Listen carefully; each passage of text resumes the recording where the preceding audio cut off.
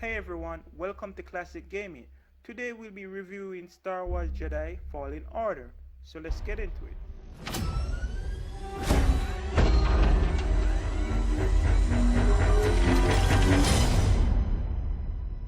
Trust only in the Force.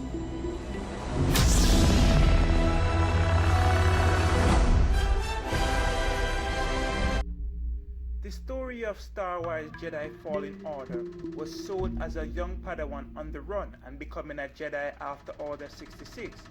And that's exactly what we got. The Order may have been wiped out, but its teaching and the Force persists.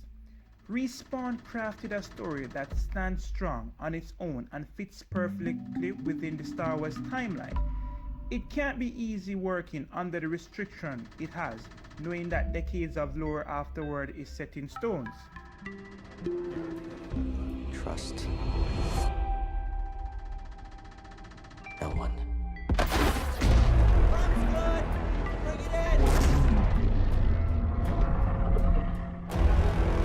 The galaxy's changed.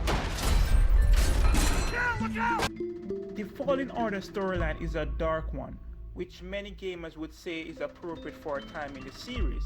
Between episode 3 and 4, when things are at their bleakest for the Jedi and the galaxy as a whole, it's absolutely drenched in the trauma of the aftermath of Palpatine and Vader's purge of the Jedi Order 5 years early, with both our young ginger Jedi hero Cal Kestis and his new mentor Ser Junda defined by the Survivors Guild and how they escaped Order 66.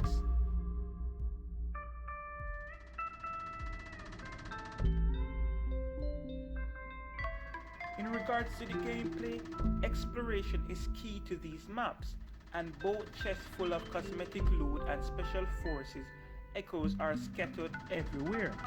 It gives you plenty of reason to veer left when the vague indicator on the map screen suggests you should turn right, or to make a return trip to a previously visited world, just to see what you can find after you've gained a new ability.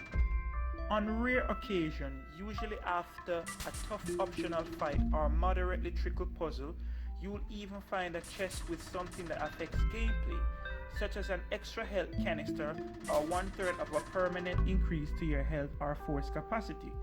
It's enough to reward to keep the urge to turn over every rock going in the gameplay. Also, combat requires precise timing, parries, blocks, and dodges. You can't get away with just going on the offensive. Everything about the combat feels tactical and purposeful for gamers. You're not overpowered, even regular stormtroopers pose a threat in small groups, and yet it doesn't feel like Respawn weakened a Jedi, so to speak.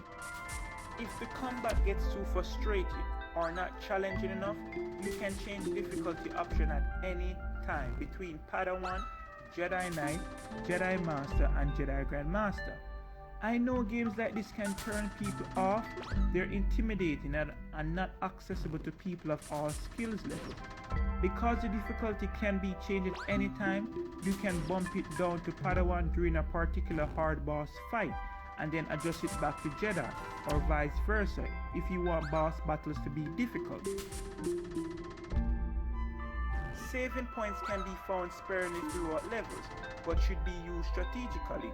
If you take the opportunity to rest at 1 and refill your life and force meter, all enemies will respawn. The game will save regardless when you meditate in these locations.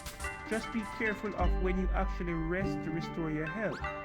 This is also the only time you'll be able to upgrade Cal's ability, which are tied to his force powers, lightsaber attacks, and survival skills. Should you meet an untimely death, you lose all XP gained since your last skill point. You will need to damage the enemy that killed you in order to regain any lost XPs. These are denoted with gold glows.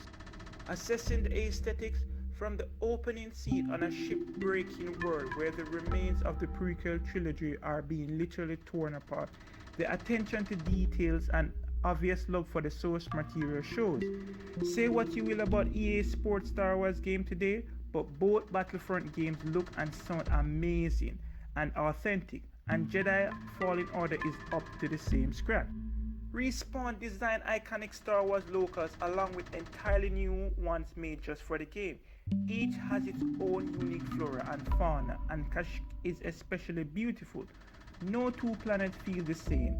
There's such diversity in their environment, and this can affect how you approach exploration. For as amazing as the maps are, I would have liked to see more planets.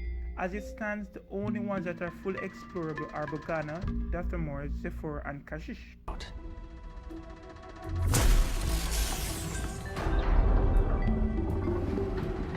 Accept the past. Altogether, this is the Star Wars game we've all been waiting for. It takes the best of Tomb Raider, Metroidvanias, and a dash of soul-like to create a memorable and fun experience with amazing combat that makes you feel like a true Jedi. The combat is immaculate, and the supporting characters really stood out as strong personalities. When you add in the beautiful crafted levels with encouragement to go back and explore once you have new abilities, it's hard to put the game down. Admittedly, the game is not perfect, with freezing in cutscenes and some gameplay, but despite all of its imperfection, and sometimes even because of them, I can't help but love the game. To everyone who wanted a single player game in Star Wars universe, look no further. I give this game an 8 out of 10. Trust only in the Force.